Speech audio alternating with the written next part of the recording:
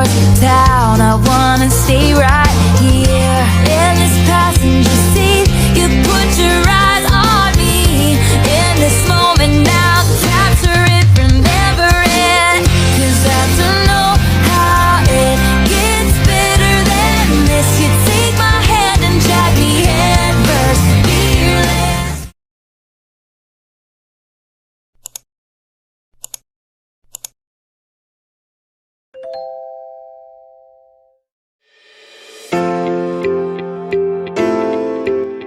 Politik luar negeri Indonesia tercantum dalam Undang-Undang Nomor 37 Tahun 1999 tentang Hubungan Luar Negeri.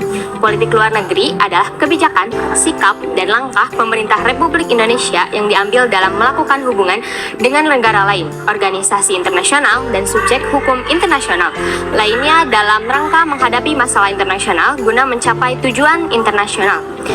Peran Indonesia dalam hubungan internasional secara umum, politik luar negeri masuk ke dalam konsep hubungan internasional bersamaan dengan hubungan luar negeri dan politik internasional.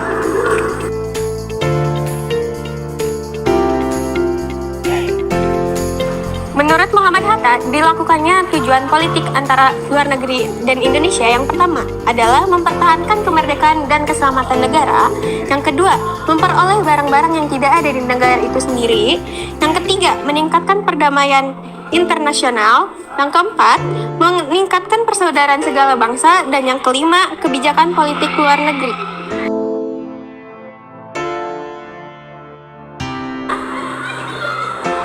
Latar belakang dibentuknya politik luar negeri Indonesia bebas aktif bermula dari akhir Perang Dunia Kedua.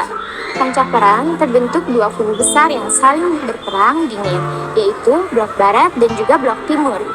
Blok Barat dipimpin oleh Amerika Serikat yang beraliran liberal kapitalis, sementara Blok Timur dipimpin oleh Uni Soviet yang menganut paham komunis dan sosialis.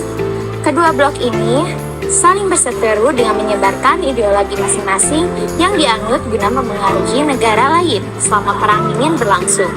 Melihat kondisi politik internasional pada saat itu, Indonesia berusaha tidak terseret. Wakil Presiden Muhammad Hatta dalam pidatonya yang berjudul Mendayung di Antara Dua Karang menawarkan konsep politik negeri bebas aktif di Indonesia.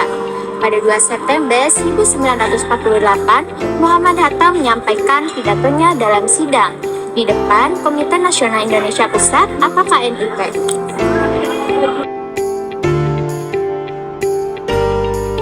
Landasan politik luar negeri Indonesia. Politik luar negeri Indonesia membutuhkan landasan yang kuat untuk menopang kebijakannya. Indonesia sendiri memiliki 3 landasan kebijakan politik luar negeri, yaitu landasan ideal, konstitusional, dan operasional. 1. Landasan ideal. Landasan ideal politik luar negeri Indonesia adalah Pancasila sebagai dasar negara, Pancasila sebagai dasar negara, sebagai pedoman hidup bangsa, dan sebagai sumber dari segala hukum dan konstitusi yang berlaku di Indonesia. 2. Landasan konstitusional. Landasan konstitusional pelaksanaan politik luar negeri yang bebas, aktif, berdasar atas hukum dasar, yaitu Undang-Undang Dasar 1945. Sebagai landasan konstitusional, tujuan nasional bangsa juga tercantum dalam pembukaan Undang-Undang Dasar 1945 alinea keempat tentang cita-cita dan tujuan bangsa untuk ikut mewujudkan perdamaian dunia. 3. Landasan operasional. Berbeda dengan landasan ideal dan konstitusional, landasan operasional sangat dinamis mengikuti perkembangan zaman. Landasan operasional ditetapkan melalui kebijakan masing-masing pemerintah pada masanya. Namun, pada intinya, landasan operasional politik luar negeri Indonesia mengacu garis-garis besar haluan negara atau GBHN. GBHN adalah suatu landasan pelaksanaan yang menegaskan dasar, sifat, dan pedoman perjuangan untuk mencapai tujuan nasional bangsa Indonesia.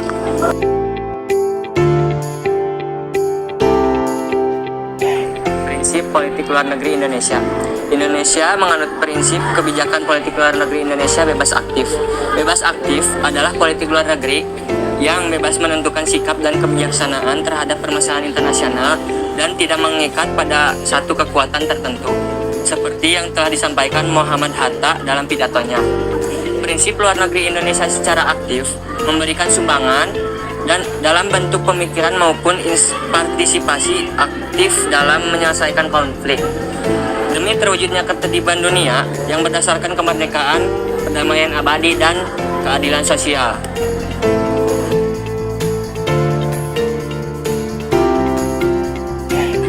Contoh bentuk politik luar negeri Indonesia dalam hubungan internasional. Yang pertama, menyelenggarakan Konferensi Asia Afrika di Bandung. Konferensi ini bertujuan untuk memperjuangkan kepentingan bersama, terutama kedaulatan negara-negara Asia Afrika dalam melawan imperialisme dan rasialisme. Yang kedua, menjadi salah satu pendiri Gerakan Non-Blok 1961. Tujuan diadakannya gerakan ini adalah untuk meredakan ketegangan yang sudah ada di antara wilayah Blok Timur dan Blok Barat yang memiliki pemikiran yang berbeda. Yang ketiga, ikut serta mendirikan ASEAN. Indonesia menjadi negara salah satu pendiri ASEAN yang terdiri dari beberapa negara di Asia Tenggara. Yang keempat, menjadi anggota Perserikatan Bangsa-Bangsa atau PBB. Indonesia menjadi anggota ke-60 Perserikatan Bangsa-Bangsa pada tanggal 28 September 1950. Yang kelima, menyelenggarakan hubungan diplomatik. Saat ini sudah ada 162 negara yang menjalin hubungan bilateral dengan Indonesia.